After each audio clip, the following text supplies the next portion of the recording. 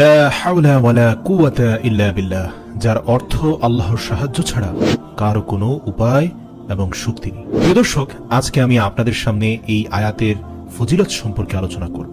এই আয়াতটি কখন পড়বেন, কিভাবে পড়লে আপনার সকল অশুভ শক্তি দূর হবে, সকল দুঃখ বিপদ থেকে আপনি নাজাত পাবেন, কিভাবে আমল করলে জান্নাতের রাস্তা সহজ হবে, কিভাবে আমল করলে আপনার সমস্ত দোয়া কবুল হবে, কিভাবে আমল করলে আপনার নামাজ কবুল হবে, কিভাবে আমল করলে 70টি বড় বড় বিপদ থেকে আপনি রক্ষা পাবেন, 99টি রোগ থেকে মুক্তি পাবেন।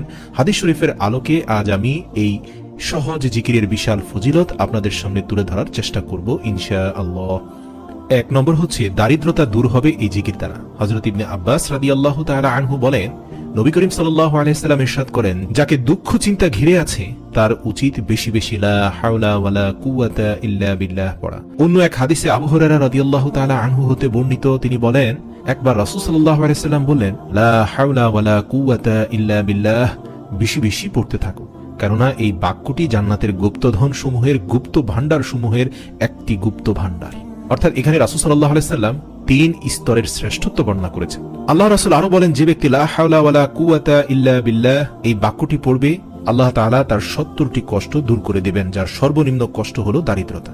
অপর এক হাদিসে আছে, লা হাওলা ওয়ালা কুওয়াতা ইল্লা বিল্লাহ জান্নাতের দরজা সমূহ থেকে একটি দরজা। হাদিস শরীফে আরো আছে, লা হাওলা ওয়ালা কুওয়াতা ইল্লা বিল্লাহ পাঠ করলে প্রতিবার পাঠ করার সাথে সাথে আল্লাহ তাআলা ওই বান্দার জন্য একজন করে ফেরেশতা নাজিল করবেন, আর সেই ফেরেশতা ওই বান্দার সমস্ত রোগ সমূহ দূর করে দেন আল্লাহ তাআলার হুকুমে। হুজুর সাল্লাল্লাহু আলাইহি সাল্লাম আরো ইরশাদ করেন, যে ব্যক্তি 10 বার বিসমিল্লাহি ওয়ালা হাওলা ওয়ালা কুওয়াতা ইল্লা বিল্লাহিল আলিয়্যিল আযীম পড়বে, আল্লাহ তাআলা তাকে এমন ভাবে পূত পবিত্র করে দেন যেন আজ সে মায়ের পেট থেকে জন্ম লাভ করেছে।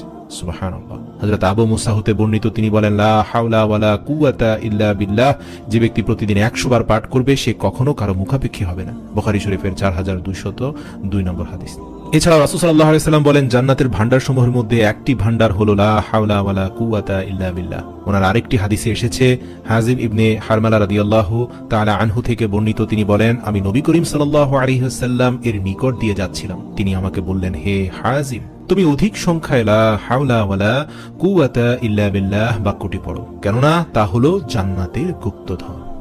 মুসলিম শরীফ 385। এছাড়া রাসূল সাল্লাল্লাহু আলাইহি সাল্লাম বলেন, যে আজানের জবাব দেবে সে জান্নাতে প্রবেশ করবে। আর আজানের জবাবের মধ্যে হাইয়া আলাস সালাহ হাইয়া আলাল ফালাহ যখন মুয়াজ্জিন বলবেন, সেখানে আপনি উত্তরে বলবেন, লা হাওলা ওয়ালা কুওয়াতা ইল্লা বিল্লাহ। এছাড়াও হাদিসে এসেছে, যারা কোরআন মুখস্থ করার সুযোগ পায়নি তাদের জন্য লা হাওলা ওয়ালা কুওয়াতা ইল্লা বিল্লাহ পাঠ করা। যেমন আবু দাউদ শরীফের 832 নং হাদিসে আব্দুল্লাহ ইবনে আব্বাস রাদিয়াল্লাহু তাআলা আনহু হতে বর্ণিত, তিনি বলেন, রাসূল সাল্লাল্লাহু আলাইহি সাল্লাম এর দরবারে এক ব্যক্তি হাজির হলেন। সে ব্যক্তি বললেন, হে আল্লাহর রাসূল, আমি কোরআনের কোনো অক্ষর শিখতে সক্ষম হচ্ছি না, তাই আপনি আমাকে এমন কিছু শিখিয়ে দিন যা আমার জন্য যথেষ্ট হবে। উত্তরে আল্লাহর পেয়ারা হাবিব বললেন, তুমি এই দোয়াটি পড়ে নেবে, সুবহানাল্লাহি ওয়া বিহামদিহি ওয়া লা হাওলা ওয়ালা কুওয়াতা ইল্লা বিল্লাহ। হযরত আবু হুরায়রা রাদিয়াল্লাহু তাআলা আনহু হতে বর্ণিত, তিনি বলেন, রাসূল সাল্লাল্লাহু আলাইহি ওয়াসাল্লাম বলেছেন, লা হাওলা ওয়ালা কুওয়াতা ইল্লা বিল্লাহ হলো 99টি রোগের ঔষধ। তার মধ্যে সবচেয়ে ছোট রোগ হলো চিন্তার রোগ।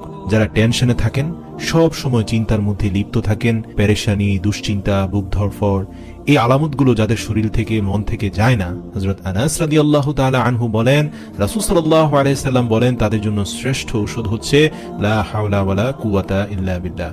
এছাড়া আল্লাহ রাসূল বলেন, যে ব্যক্তি ঘর থেকে বের হওয়ার সময় বলে, বিসমিল্লাহি তাওয়াক্কালতু আলাল্লাহ ওয়ালা হাওলা ওয়ালা কুওয়াতা ইল্লা বিল্লাহ, এটা যখন বলে তখন একজন শয়তান যে ওর সাথে আছে তাকে আরেকজন শয়তান বলে, যে ব্যক্তিকে পথ দেখানো হয়েছে, উপকরণ দেয়া হয়েছে এবং রক্ষা করা হয়েছে, তাকে তুমি কি করতে পারবে?